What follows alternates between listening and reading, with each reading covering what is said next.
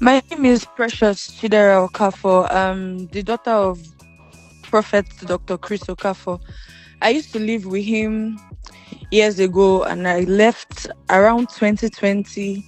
Yes, I left around 2020 because things were about to get out of hand. Hello, everyone. Welcome to Media Times. Today, we are discussing a very sensitive issue involving serious allegations made by a young woman named Precious, a daughter of Pastor Chris Okafor, against her father. Let me be clear from the start. These are allegations, not proven facts, and this video is not meant to judge or condemn anyone. Our goal is to look at the issue responsibly and thoughtfully. Kindly take a listen. My name is Precious Chidera Okafor. The daughter of Prophet Dr. Chris Okafor.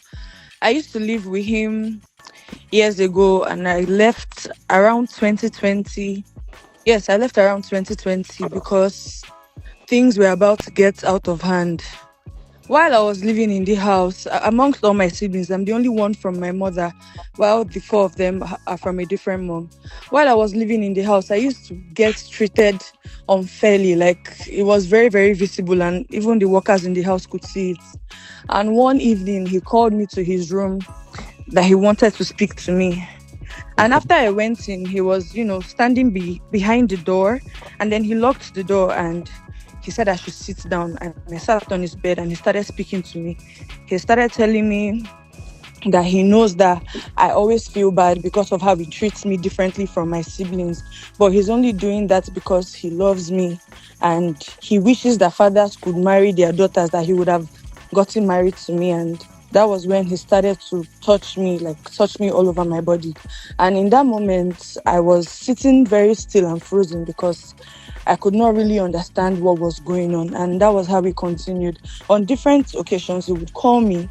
Like another time, he called me and then he locked the door again and then he started trying to kiss me all over on my lips and all over my body.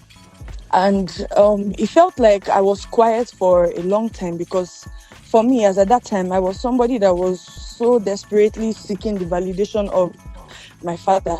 I was alone in the house. I didn't have any siblings of my own. So the fact that he was, talking to me, at least like for me, all I was thinking about at that time was okay, if this is going to at least make my dad talk to me, if this is going to make him treat me equally and fairly, then okay.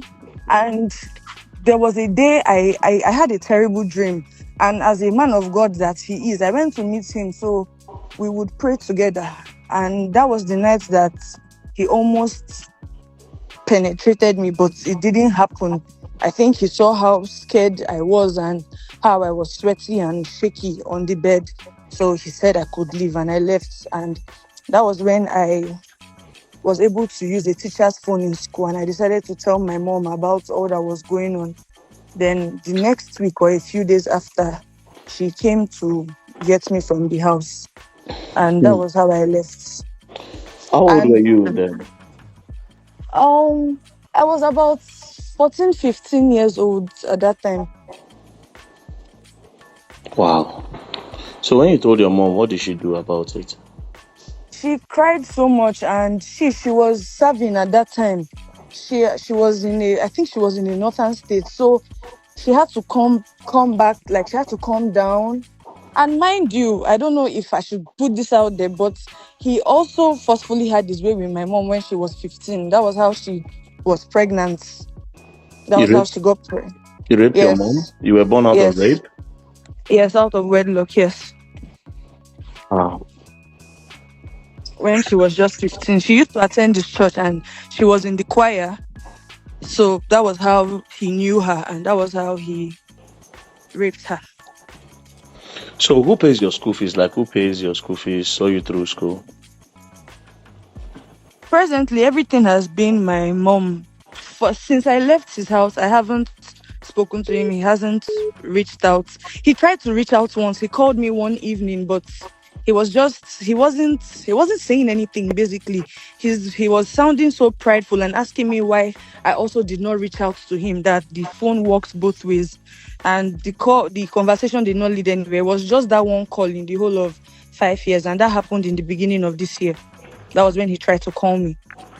Does your mom try to go to him and take money from him for your upkeep or for your school fees? Never, never. The only time she did that was when I was still with her, before I fully moved in into my father's house. When I was with her, and she would go to meet him that, oh, she wants to pay my school fees, she wants to do this for me. And she opened up to me last year that that the reason why she's so bitter towards my father is because he treated her like an object. Like, all the times that she would come to the house to come and ask for school fees or ask for anything, he would try and try and try to have his way with her. Other times, I don't know. I don't want to say what I'm not sure of. I don't know if she agrees, because she never said that, but she told me every single time she would go to try and get my school fees, he's always, always, always trying to have his way with her, and he's always forceful about it. So anytime she goes to ask him for your upkeep, he tries to sleep with her, and sometimes he tries to even rape her. Yes. Okay. Wow. And while living in the house, countless times, even as a child, I did not really understand it. But growing up, I saw how that rejection made me feel. There are countless times he would take I and my sister Marachi to go and run DNA tests. And even if he runs the test and he sees that we are his children, he still tells people and just like says it that we are not his children for some reason. And I don't really know what his reason is. Tells everybody that, I'm not his child. Wow. How old are you now? I'm 20. Welcome back. At this moment, these remain allegations. Everyone involved deserves due process, and only a proper investigation can establish the truth. However, allegations involving minors must always be treated with urgency, care, and professionalism. This situation raises bigger concerns about abuse of power within religious spaces, the silence many victims are forced to live with, and the need for accountability, regardless of status or title. Being a pastor or religious leader does not place anyone above the law. In conclusion, we are not here to judge, condemn, or defend blindly. We are here to encourage truth, accountability, and justice. If the allegations are false, the truth will clear the accused. If they are true, then the victim deserves justice and protection. Let the truth come out. If you believe in truth, accountability, and responsible conversations, please like this video, subscribe to Media Times, and turn on the notification bell so you don't miss important updates.